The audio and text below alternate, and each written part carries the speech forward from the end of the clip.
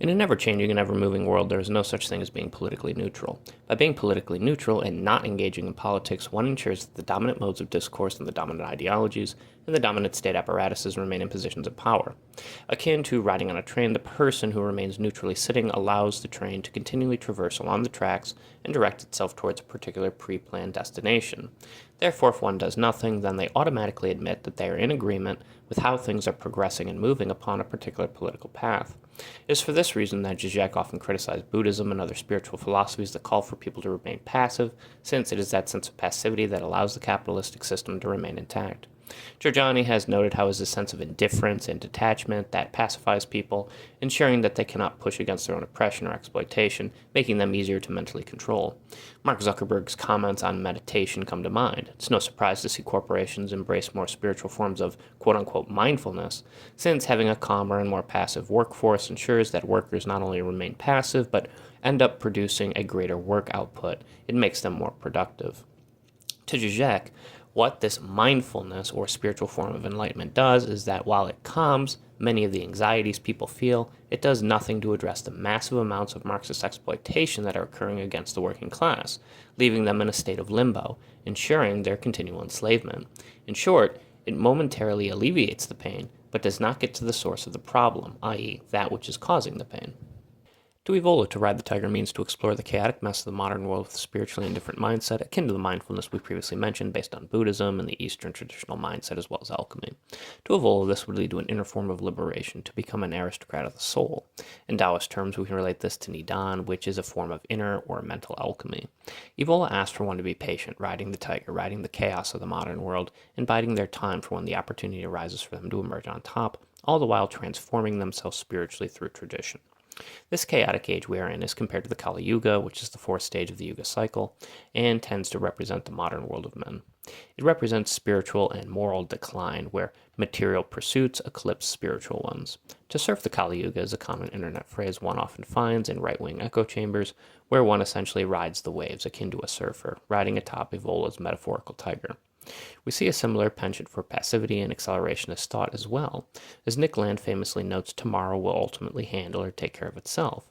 The words closely mirror Christ's own words as noted in Matthew 6:34, which is part of the Sermon on the Mount. Many speculate, of course, that Christ's Sermon on the Mount mirrors many aspects found in the Buddha's own fire sermon, where suffering is relieved via a sense of spiritual detachment.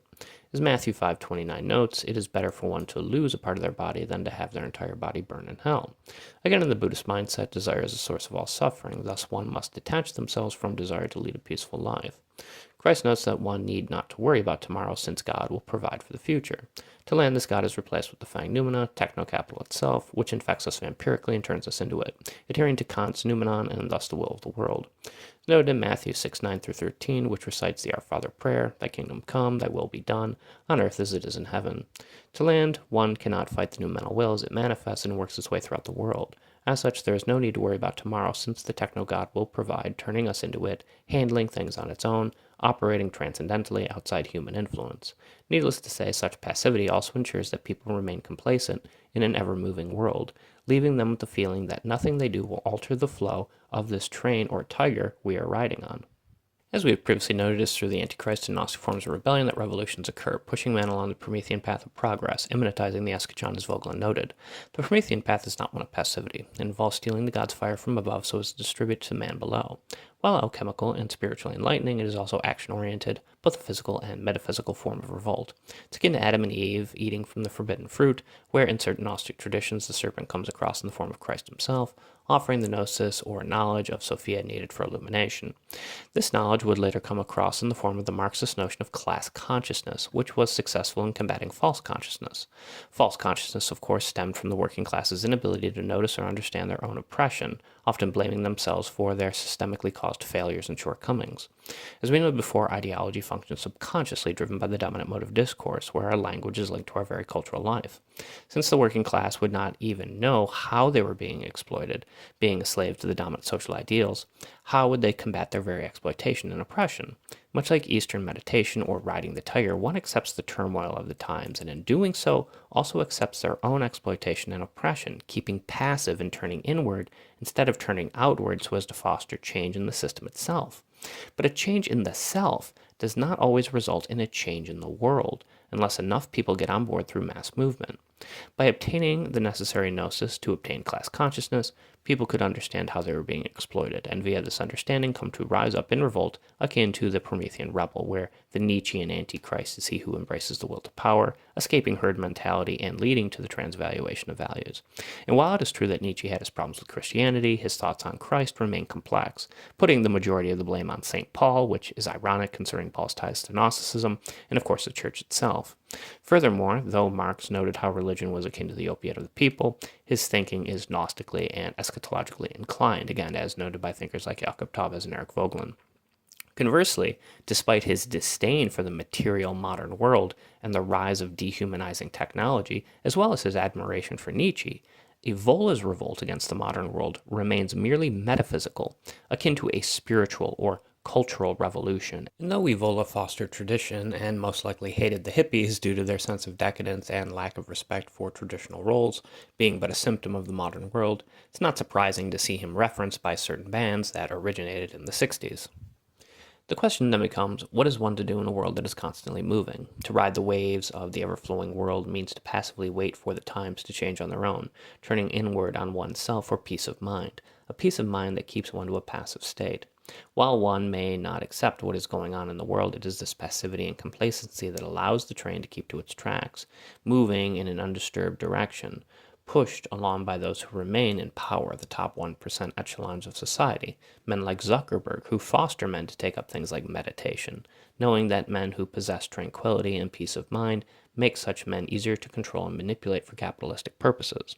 The false consciousness and opium of the masses persists, albeit in a new form of spiritual or psychological freedom, a false form of gnosis itself.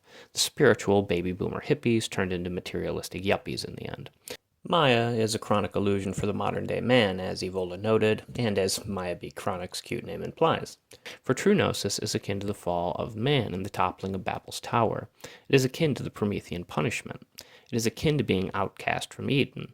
The man who pursues at present by believing he has mastered his mind and obtained paradise is either a man who, 1, is economically independent, as was Crowley's case, 2, another member of the mind-controlled and exploited masses, who, since he does not see a way to change society, seeks merely to change himself, 3, an advocate for an elitist structure to be maintained in society, as Evola aristocratically did, or 4, they are a non-political person. He who could not free himself physically often seeks mental escape. Unable to escape the asylum of society from the polis or city-state, he secludes himself into a separate asylum, the temple of his mind, where he reigns as sole sovereign. Man, unable to reclaim his kingdom in the physical world, resides as ruler in the mental realm of his mind, housing himself in his own psychic heaven. Such men have become but slaves that serve elites while they house themselves in their own aristocratic heavens, forever home to exploitation and oppression. Rebellion and revolution may come once passive people come to understand class consciousness, turning people into Promethean antichrists. At that time, it will be, as John Milton noted in Paradise Lost, better to reign in hell than to serve in heaven. Mark Fisher noted how, like Avatar, man will remain trapped to the matrix of technology, but man will also remain trapped to the matrix of his own mind, an apolitical neural network. Nietzsche's last man comes, content with his passive comfort, and while Evola's ideal individual does not share the same lowly pursuits or pleasures of Nietzsche's last man, seeking instead to rise above the ruins of the modern-day man in his mediocrity, he remains a spiritual soldier, an aristocrat of the soul.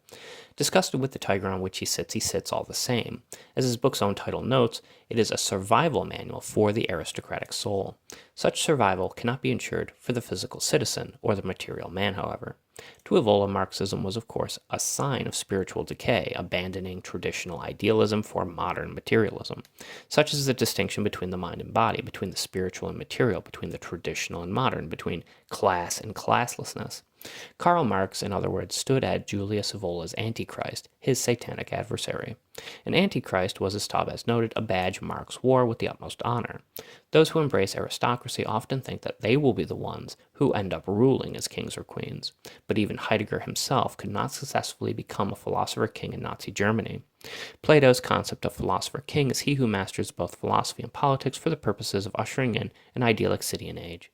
But utopias, as we noted, etymologically do not exist. They merely manifest in the minds of thinking men, men who see themselves as being above those below, claiming the crown of kingship.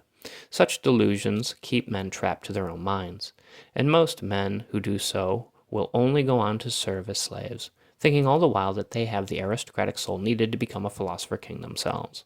Such men are not philosophers, I find, but fools, enslaved to the very power system in which they serve, unable to possess the class consciousness necessary to rise up from oppression, escaping into the security of their own psyches, their own inner minds, a form of fantasia, known as phantasia, coming to idolize and mimic the very elites that oppress them with their own power, as C. Wright Mills noted.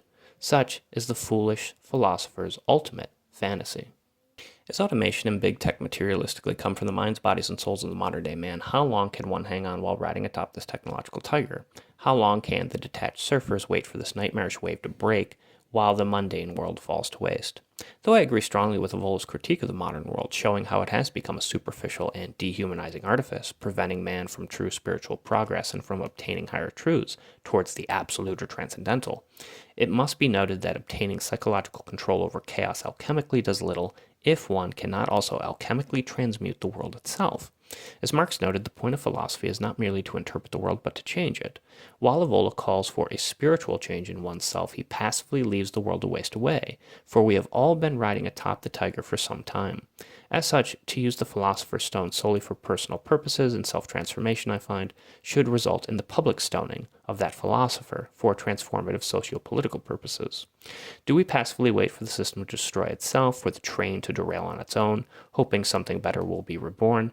Or do men take fate into their own hands, attempting to drive and steer the train itself, determining their own destinies, escaping the astrology of the stars and the cosmopolitan lifestyle structured by elite aristocrats, as Evola envisioned, or technocrats, which Evola despised, or oligarchs alike? One should never infringe upon others' freedoms, but when one is wronged or when one's freedoms are infringed upon, one always has the right to retaliate and revolt. Do our revolts against this modern world remain Marxist or merely metaphysical? Jung noted how looking in would awaken one gnostically, but staring inward for too long also causes one to lose sight of the world going on outside of them, the physical and material world. And though Jung thought well of Evola, Evola was critical of Jung due to his departure from Freud's sexual focus. Furthermore, he rejected Jung's analysis and interpretation on alchemy. As always, it is best to balance above and below hermetically. This means merging material modern-day man with the traditional spirit, head in the clouds with feet on the ground. Still, neither Marx nor Evola would have probably approved of such an approach. Extreme ends rarely settle upon a shared center.